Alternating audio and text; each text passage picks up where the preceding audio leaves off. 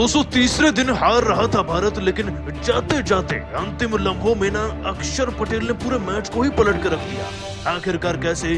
अक्षर पटेल की जादुई गेंदबाजी से एक बार फिर से भारत ने इस हारे हुए मैच में कमबैक किया और उनकी इस गेंदबाजी और विकेट का पूरा वीडियो आपको दिखाएंगे। भाई जडेजा, पांड्या और रोहित शर्मा में बेहतर कौन है? नीचे कमेंट कर बताना बिल्कुल नहीं भूलिएगा। दोस्तों भारत और इंग्लैंड की टीम के बीच में चल रहे सीरीज के पहले टेस्ट मैच के तीसरे दिन के खेल में भारत ने जीतने के लिए हर वो पुरजोर कोशिश कर डाली है जो उन्हें करनी चाहिए। दोस्तों आपको बता दें कि इस मुकाबले की पहली इनिंग्स में हमने इंग्लैंड की टीम को 250 के अंदर ही ऑल आउट होते देखा।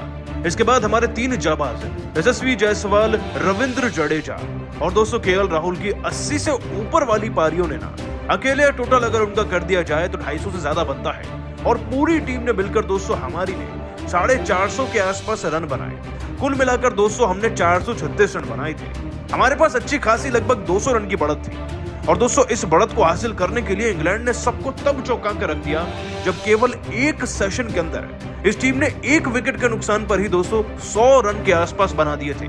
डर तो हर किसी को लगेगा ही ना जब इतनी ताबड़तोड़ बल्लेबाजी हो जाएगी। लेकिन दोस्तों कहते हैं ना कि डर के आगे जीत है, और इसी जीत तक हमें ले जाने के लिए पहला कदम रखा जसप्रीत बुमराह ने। और जब उन्होंने कदम रखा ना तो इंग्लैंड की टीम के परखच्चे अकेले ही वो उड़ा चुके थे। दोस्तों हमें जैक क्रॉली का विकेट भले ही अश्विन ने दिलाया था, सबसे पहला विकेट वही था, लेकिन बेन डकेट नाम के खिलाड़ी ने 52 गेंदों में 7 चौके जड़कर 47 रन बनाए थे और सबको खूब डरा भी रहे थे कि तभी जसप्रीत बुमराह आते हैं। 19वें ओवर की 5वीं गेंद पर अपनी शानदार रफ्तार से ना ये खिलाड़ी 47 रन पर इनको क्लीन बोल्ड कर देता है। और दोस्तों उसके बाद केवल बुमराह वहीं नहीं रुकते, अगले ही ओवर में यानी कि 21वें ओवर में आकर इस ओवर के अंतिम गेंद पर वो जॉ रूट को 2 रन पर एलबीडब्ल्यू आउट करते हैं।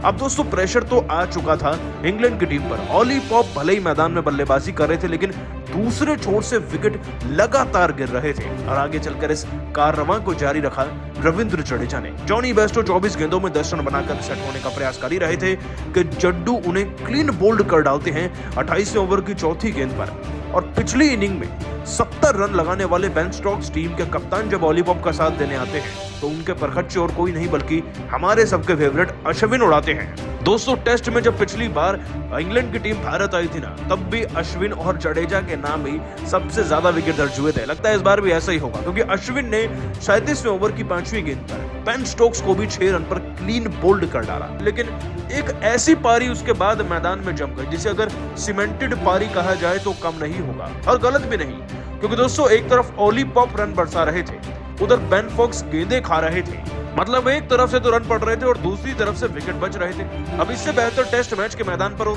हो भी क्या सकता है। इस पार्टनरशिप को तोड़ने के लिए दोस्तों भारतीय क्रिकेट टीम को ना पूरे 20 ओवर इंतजार करना पड़ा, तब भी कुछ नहीं मिला, क्योंकि दोस्तों वहां पर भी अंपायर का एक गलत फैसला भारत के खिलाफ चला गया था। लेकिन फिर जब पूरे के पूरे 35 ओवर का गैप आ चुका था तब दोस्तों जाते जाते अक्षर पटेल ने उस पार्टनरशिप को तोड़कर भारत की जीत की उम्मीदें फिर से जगा दी है। हम दोस्तों बात कर रहे हैं पारी के 67वें ओवर की। देखिए वैसे तो ऑली पॉप शतक जड़ चुके थे और 150 के करीब पहुंच रहे थे, लेकिन उनके साथ एक और भी तो खिलाड़ी थे और उनका विकेट भारत को मिलना जरूरी था। आपने सही पहचान लिया दोस्तों, हम बात कर रहे हैं बेन फॉक्स की। अब कहने को तो इस खिलाड़ी के रन ज्यादा नहीं थे, लेकिन गेंदें तो जरा सुन लीजिए दोस्तों। इस खिलाड़ी ने 81 गेंदें खेली थी और 34 रन बना चुके थे और विकेट टू विकेट खेल रहे थे, यानी कि विकेट के सामने से हटने का नाम ही नहीं ले रहे थे मानो। गेंद तो बस इन्हें ही छू रही थी, बल्ले को नहीं दोस्तों। लेकिन अक्षर पटेल ने इस बात का तोड़ निकाला पारी के 67वें ओवर में। दोस्तों अक्षर पटेल भी बहुत ज्यादा चालाक हैं और स्पिन गेंदबाजी में उनसे बेहतर ऑलराउंडर तो फिलहाल कोई है ही नहीं रविंद्र जडेजा के बाद। उन्होंने एक बहुत ही ज्यादा लो फुल टॉस का इस्तेमाल कर दिया और दोस्तों इस तरीके से चकित करके रख दिया ना बेन फॉक्स को कि जब वो ऑफ स्टंप को पूरी तरीके से छोड़ चुके थे, डिफेंड नहीं कर रहे थे, तब दोस्तों अक्षर ने उसी को टारगेट किया और गेंद सीधा गोली की रफ्तार से इस ऑफ स्टंप को छूते हुए सीधा विकेट्स में घुस गई। और दोस्तों ये खिलाड़ी 34 पर क्लीन बोल्ड हो गया। जरा इनकी तस्वीरें तो देखिए, जैसे ये बोल्ड हुए ना ये हक्के बक्के रह चुके थे, क्योंकि दोस्तों गेंद ही कुछ ऐसी चमत्कारी थी। और दोस्तों कहना पड़ेगा कि अक्षर की इसी गेंद के बाद हर किसी के चेहरे पर मुस्कान लौट आई, क्योंकि 35 ओवर के बड़े अंतर के बाद एक विकेट मिला था।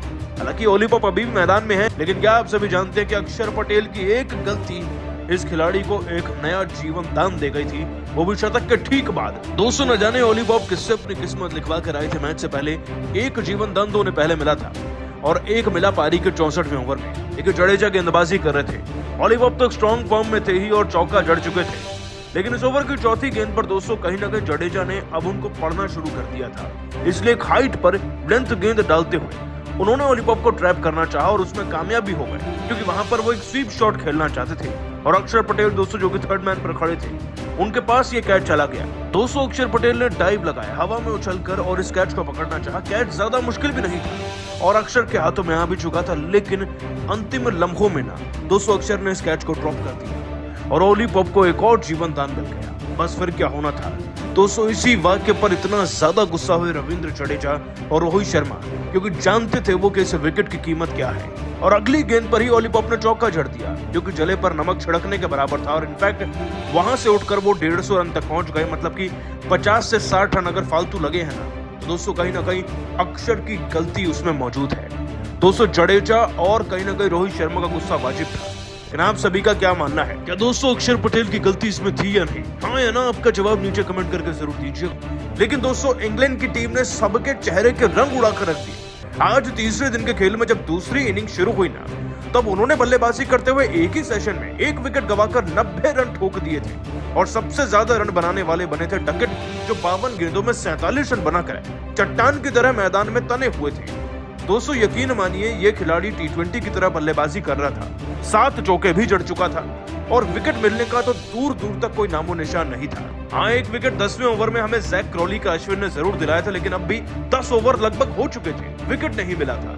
और तभी दोस्तों आते हैं जसप्रीत बुमराह और ऐसा माहौल बनाते हैं ना कि इसके बाद तो पूरी इंग्लैंड की टीम ताश के पत्तों की तरह टहने लगती है उनके खौफ के अंदर। दोस्तों आपको बता दें कि सबसे पहले जसप्रीत बुमराह इस डकेट का ही शिकार बनाते हैं। आपको बता दें कि 19 ओवर की 5वीं गेंद तक ये खिलाड़ी 47 रन पर खेल रहा था और बड़ी शान से ना अपने 50 के सपने देख रहा था। लेकिन दोस्तों बुमराह तो बुमराह है। इस बार 142 की रफ्तार से एक लेंथ गेंद का इस्तेमाल करते हुए दोस्तों बुमराह ने सीधा स्टंप को टारगेट किया। इससे पहले कि डकेट गेंद को समझ भी पाते, उसे डॉच भी कर पाते, गेंद दोस्तों विकेट में जा घुसी और ये खिलाड़ी 47 पर क्लीन बोल्ड हो गया। दोस्तों इनके बोल्ड होने के बाद ना जरा जसप्रीत बुमराह रोहित शर्मा का एग्रेसिव सेलिब्रेशन तो देखिए, खुशी जो देखिए उनके चेहरे पर आई थी, क्योंकि ये विकेट सबसे अहम था। इसके बाद तो टूटना ही था इंग्लैंड की टीम को और बिल्कुल वैसा ही हुआ। दोस्तों जो रूट जो कि बुमराह के सामने खड़े होकर कुछ गेंदें खेलना चाह रहे थे, वो पारी के 21वें ओवर में उनका शिकार बने। बात करें दोस्तों 21वें ओवर की, तो इस छठी गेंद को बुमराह ने इतने शानदार तरीके से स्विंग कराया कि गेंद सीधा उनके पैड पर जाकर लगी और 6 गेंदें खेलने वाले जो रूट समझ ही नहीं पाए कि रिव्यू ले ना ले, लेकिन वो आउट दे दिए गए थे और उन्हें मैदान से बाहर जाना ही पड़ा। दोस्तों जसप्रीत बुमराह की इतनी ताबड़तोड़ रफ्तार से कुछ इस अंदाज से हमें 2 गेंदों में 2 विकेट मिल गए, वरना 10-20 ओवर तक तो हमें विकेट ही नहीं मिल पा रहे थे। इतना नहीं दोस्तों, जसप्रीत बुमराह की रफ्तार को देखकर रोहित तो खुश थे ही थे, साथ ही साथ बुमराह ने रिकॉर्ड भी बना दिया है। देखिए जसप्रीत बुमराह मैदान में और रिकॉर्ड ना बने ऐसा हो नहीं सकता।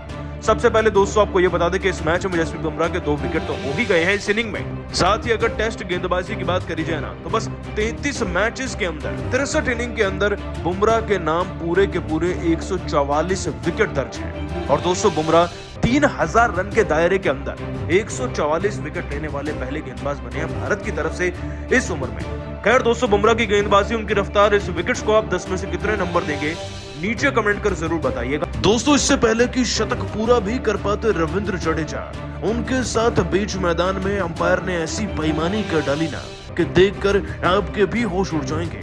आखिरकार कैसे बीच मैदान में अंपायर की एक गलती के चलते रविंद्र जडेजा अपने शतक से चूक गए। आपको दोस्तों चौंकाने वाले वाक्य का पूरा वीडियो दिखाने जा रहे हैं, लेकिन उससे पहले आप सभी का क्या मानना है? रविंद्र जडेजा आउट थे या नॉट आउट? नीचे कमेंट करके हमें बताना बिल्कुल नहीं भूलिएगा। दोस्तों भारत और इंग्लैंड की टीम के बीच में चल रहा सीरीज का पहला टेस्ट मैच सबसे रोमांचक मोड़ पर आ चुका है। आपको बता दें इस मुकाबले में ना दोनों टीमों का पलड़ा थोड़ा थोड़ा भारी रहा है। सबसे पहले दिन की बात करें तो बेन स्टोक्स ने टॉस जीता था।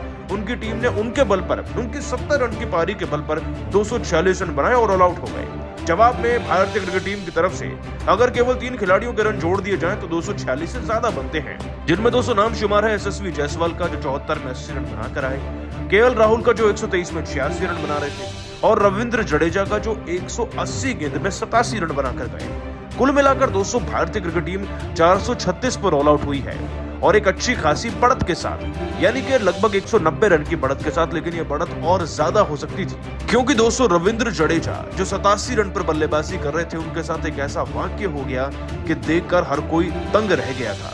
दरअसल दोस्तों पूरा वाक्य ना पारी के 120वें ओवर का है। देखिए 120वें ओवर में जॉ रूट गेंदबाजी कर रहे थे और जड्डू जो कि 180 गेंदें खेले 87 रन बनाकर मैदान पर सेट थे, बस चंद रन 13 रन दूर थे अपने शतक से। लेकिन तभी कुछ ऐसा हो गया ना कि देखकर किसी को यकीन ही नहीं हो पाया। दोस्तों इस ओवर की तीसरी गेंद सीधा जाकर लगी थी जड्डू के पैड पर, लेकिन असल मायने में देखा जाए तो ये बैट पैड था। मतलब कि दोस्तों गेंद ना बैट पर पहले लगी थी और स्नीकों में आवाज भी आ रही थी। लेकिन मामला बहुत पेचीदा था, इसलिए दोस्तों डीआरएस लिया गया। और दोस्तों जैसे ही रविंद्र जडेजा अंपायर के इस गलत फैसले के खिलाफ डीआरएस लेते हैं तो साफ देखा जा सकता था लेग साइड एंगल की तरफ जा रही ये गेंद, जो कि 90 की रफ्तार की थी, वो पहले बैट पर लगकर स्टीकों में आवाज कर रही है, मतलब कि पहले बैट पर लगी है। फिर भी दोस्तों अंपायर ने लगभग 85 बार इस मामले को दोबारा रिप्ले कर करके देखा, जब तक उन्हें इस बात से तसल्ली नहीं हो गई कि ये तो बहुत ही क्लोज मामला है और मुझे तो अंपायर के पक्ष में फैसला देना चाहिए। और दोस्तों क्या आप जानते हैं कि अंपायर का फैसला क्या था?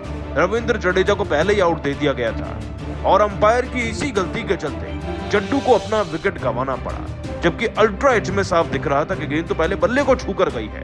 अब ये मामला बहुत ज्यादा चौंकाने वाला रहा, क्योंकि दोस्तों जडेजा इसके बाद बहुत भावुक थे। 13 रन दूर थे वो अपने टेस्ट करियर के 5वें शतक से। ये वाकई में एक ऐतिहासिक लम्हा हो सकता था, लेकिन एक चूक अंपायर की, एक गलत फैसला जड्डू को ले डूबा। खैर दोस्तों आप सभी को क्या लगता है, जड्डू नॉट आउट थे या आउट थे? नीचे कमेंट करके बताना बिल्कुल नहीं भूलिएगा और सब्सक्राइब भी कर लीजिए हमारे YouTube चैनल को। धन्यवाद।